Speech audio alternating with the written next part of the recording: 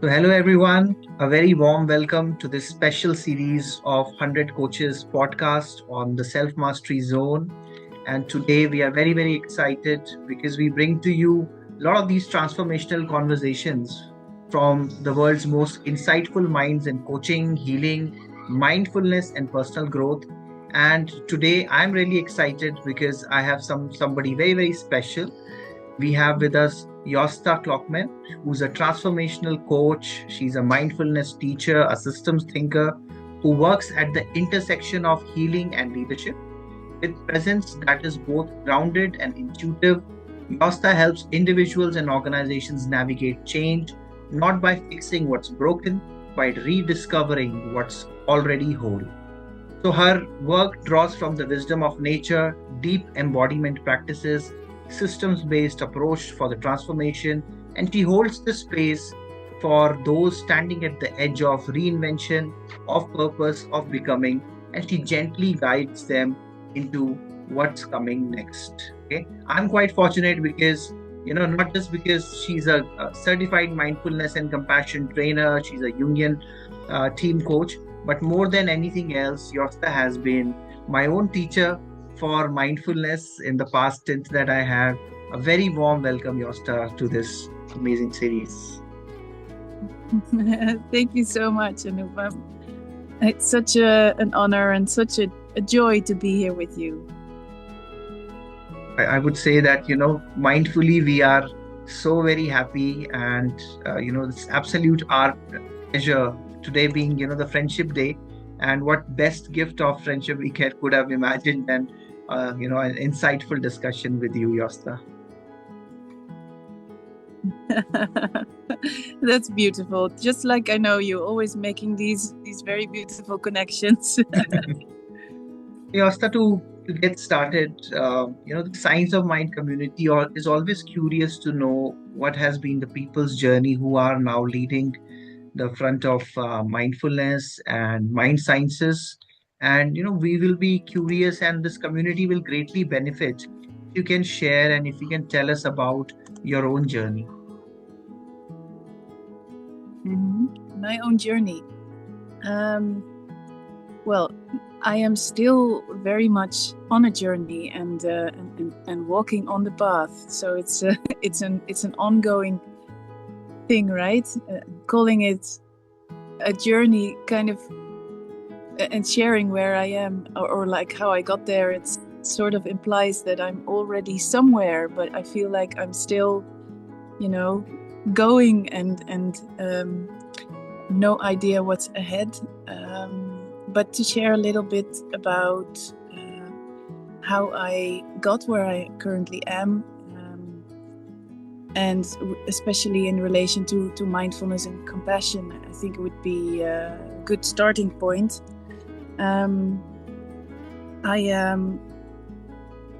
I guess, I could start from a very young age, but it'll be a very long story then.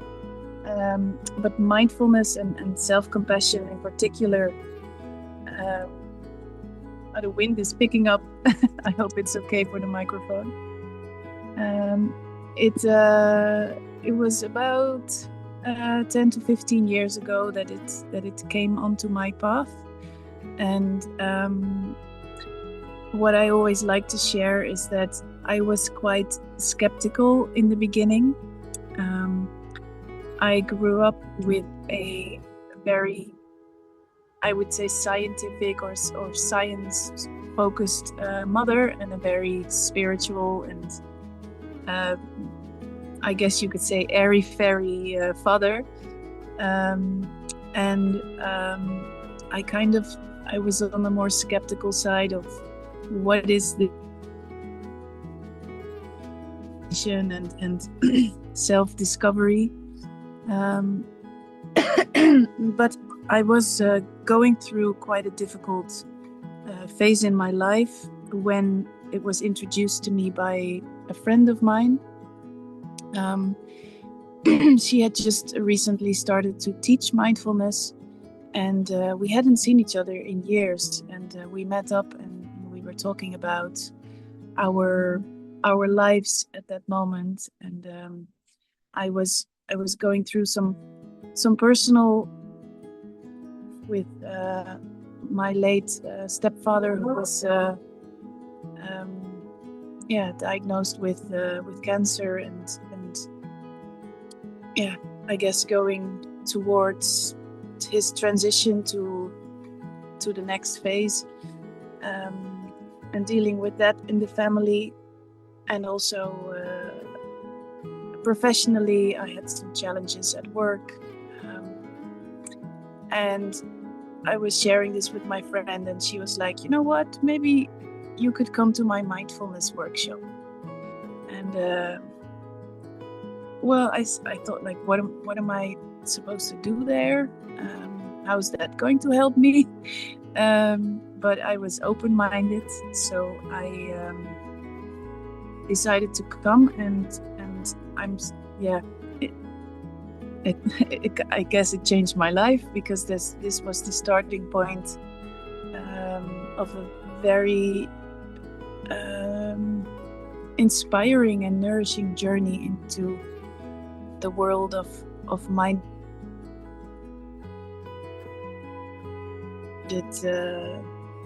Studying the different teachers, and I was working at a big accountancy firm at the time, like you were as well.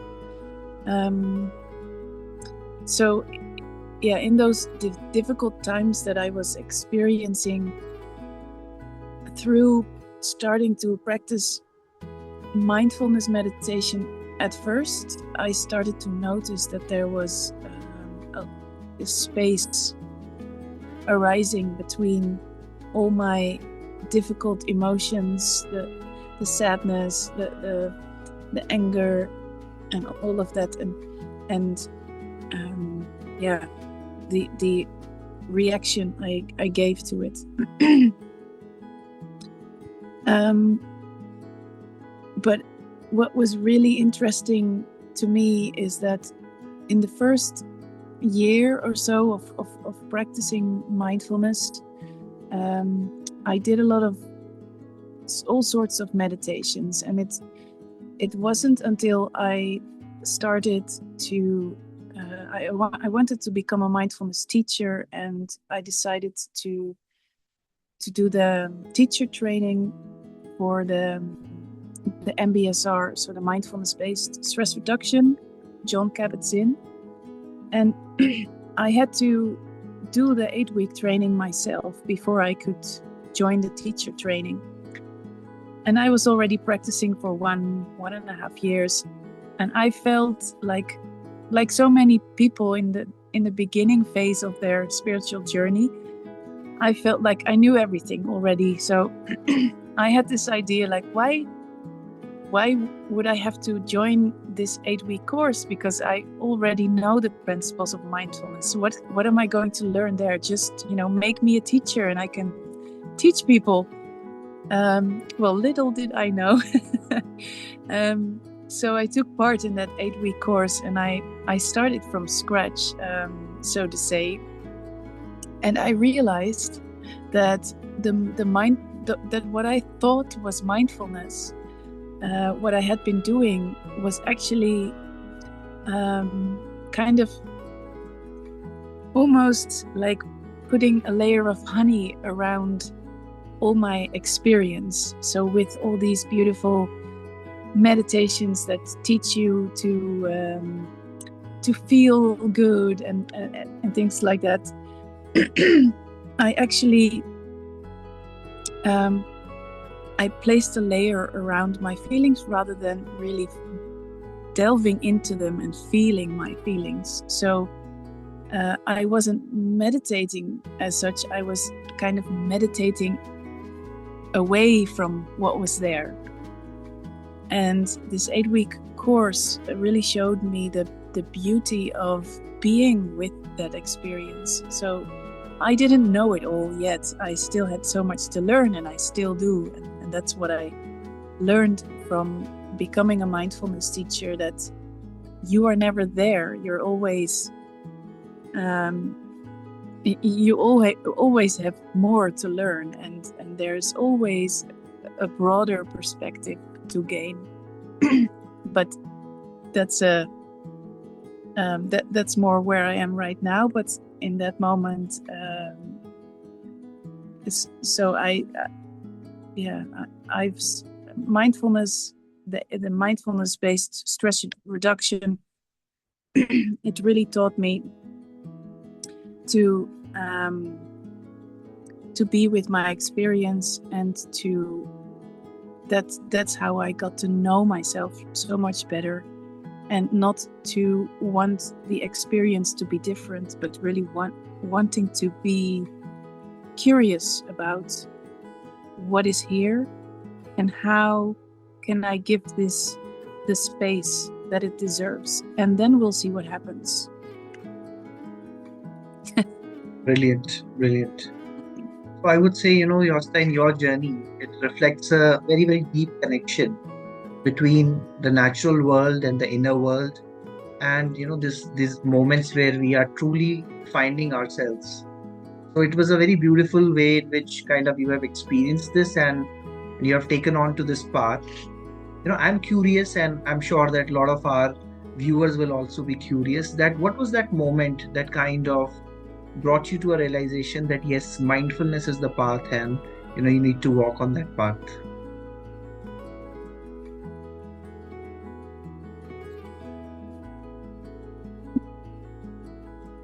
I realize that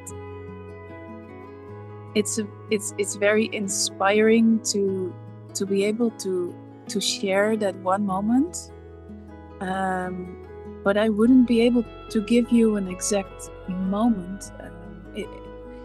It's something that that has grown, and it's a series of moments. But us humans, we love stories, and we love to when people share, like, this is when everything changed for me.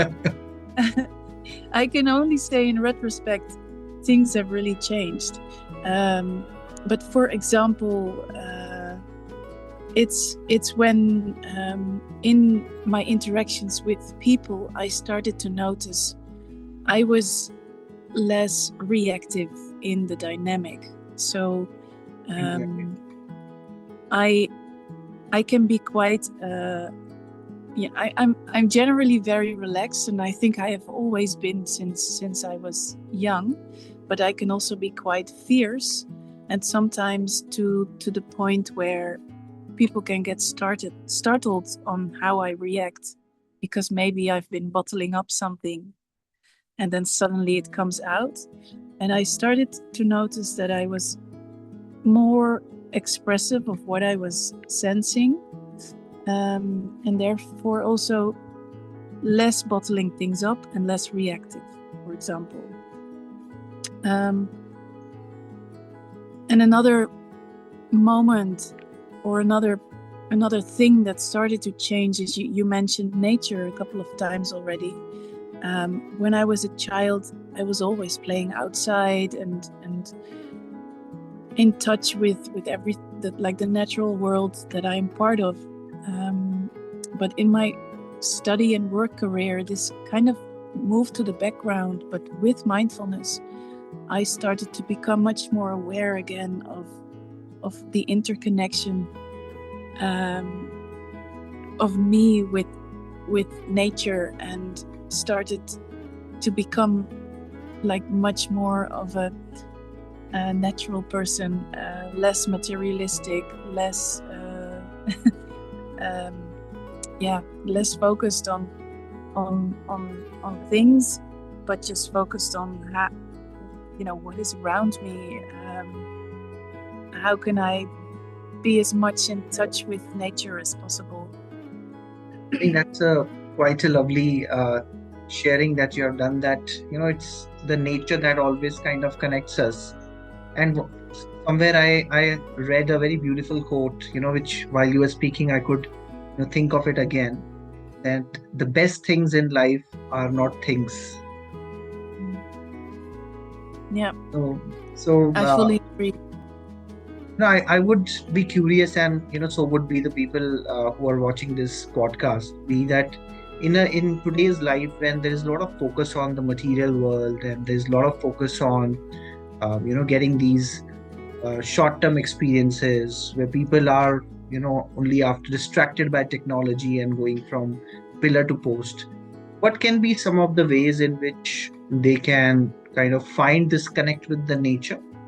Or what would be your advice, or maybe a practice, or maybe some takeaway that they can go back where they can reconnect with the nature and reconnect with themselves? Mhm. Well, one of my most favorite and I guess most useful practices are my barefoot walks in nature. And I realize not everybody has a forest, just around the corner. But even like if you have some kind of park near your house, or just something that is natural, like earth or grass, and just taking off your shoes and being in touch with that natural element, that for me is it takes me right back into the here and now. And I prefer to do my meditations outside and just sitting on the earth, and if possible leaning against a tree, for example. Or just sometimes I'm meditating and then I notice I'm lowering my hands and I'm just touching the grass, and it's almost, I would say it's such a deep connection with yourself, because we came from this earth and we are part of it, even though we tend to call nature, like we refer to it as something that's separate from us, but it is us. We are nature. And then the practice outside really brings you back into that connection. And nature specifically is always in the here and now. It's like the wind is rustling the trees. That's happening right now, not yesterday, not tomorrow. It will, and it will have, but you hear it now, and you see the colors now, and you smell the flowers right now. So it's very much about here and now. And also in difficult times, the nature around me is my ally in, for example, finding some sort of embrace. Sometimes I notice when I have been around a lot of people, that I can feel quite heavy with a lot of energies, and just being in touch with my bare feet, or even just touching a tree with my hand, I can feel that kind of I'm already going back into my natural state, so to say. Lovely. Yeah. That's quite beautiful. And especially for the people who are following your journey and who really connect with this, I would say that you are someone who has journeyed through systems, strategy, nature, and deep self-awareness. In your mind, Josta, what do you believe is that one quality that every individual who's aspiring to be a mindfulness practitioner or a leader or a coach must cultivate, so that they're not only guiding others but also able to kind of root themselves in the reality and with the nature? What is one such idea that you want to share?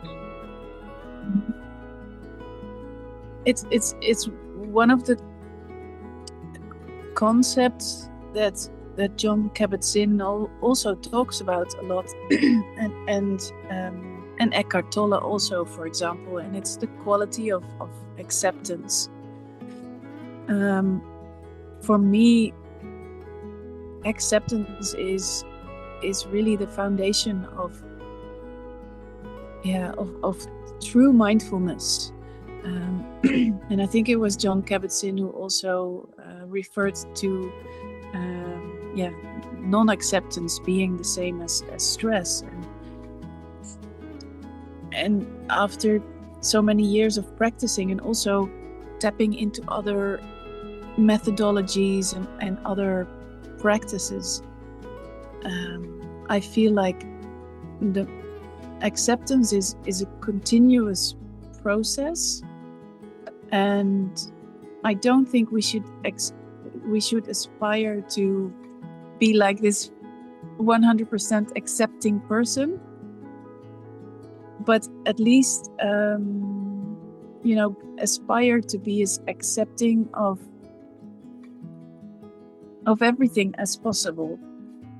And that means that because if you accept, for example, where you are in your journey, even if it's not exactly where you feel like you're supposed to be, from the acceptance comes so much space that allows you to grow and to continue. And as soon as you are in non-acceptance, in resistance, that's where you stay stuck.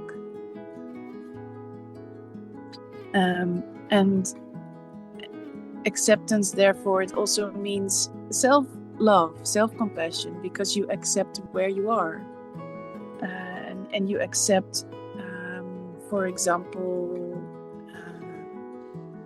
that you're not as mindful in any given situation as you would like to be. That sometimes you're not such a nice person. For example, nice is still subjective, but or that you are not as slowed down as you would like to be, or that you still want to have something material, like all these things. As soon as you don't accept these things about yourself, that's where everything stops. Brilliant. That's a beautiful takeaway for all of us, that acceptance and self-compassion. I think these will be very good ideas to go back and cultivate in our practice. And thank you so much for sharing that, Josta. And Josta, if someone so we have a community of learners. If somebody is curious and they want to, in case, get coached by you, counseled by you, and maybe learn from your practice, what are some of the ways in which they can get connected with you?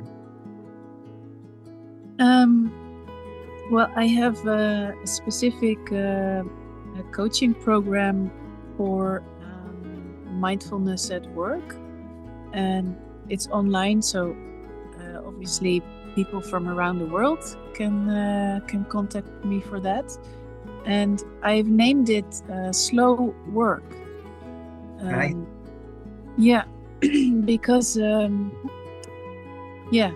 think generally speaking, the world goes too fast, and especially the working world. So I believe that when we learn to slow down in life, but particularly at work, this is kind of where the gold is.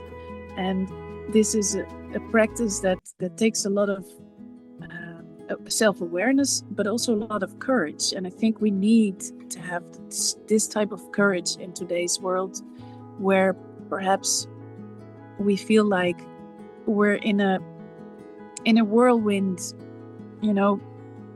high speed, going wherever we're going, and to say, okay, stop.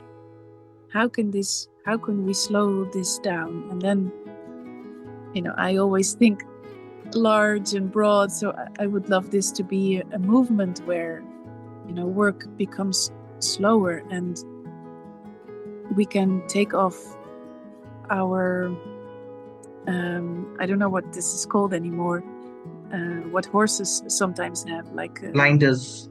blinders. We can take off the blinders and look what else is out there.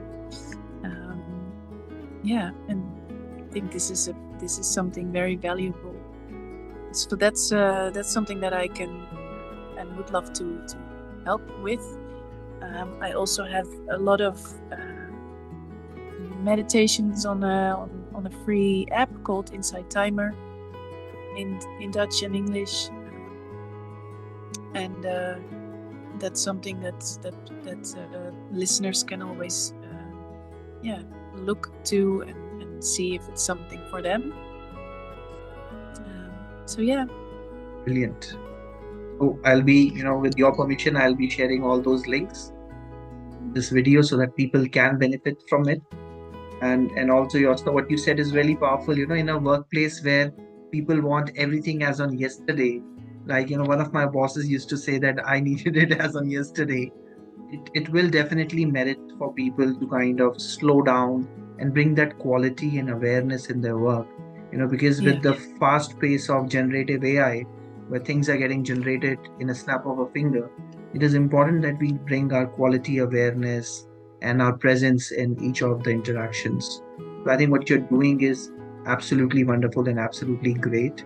Josta, the format of this interview is that there are these short interviews, keeping in mind our young audience.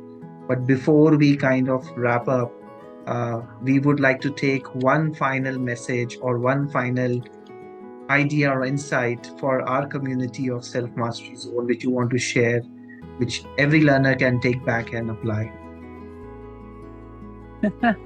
And now I have the sense of, this is one I would have liked to prepare. So one key takeaway,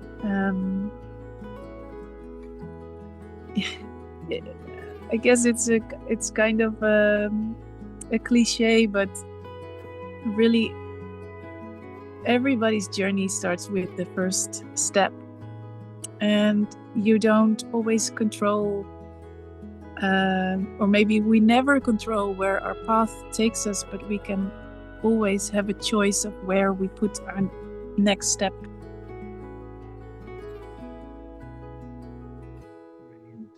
Brilliant. So again, that is about mindfully taking that step, and it kind of revivified in my mind a documentary of the Zen teacher Thichnhathanh, which was about walk with me.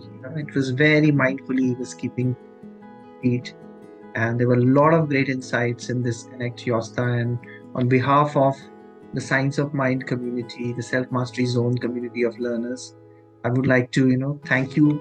And a special tradition in India is whenever we like somebody sharing their excellence with us, we would like to join our hands in a namaste and say thank you so much for your insights and for your sharing. It was a beautiful journey that you are on, and we are learning so much from you. Thank you. You're so welcome, and thank you for inviting me. And best of luck to everyone. Beautiful journey ahead.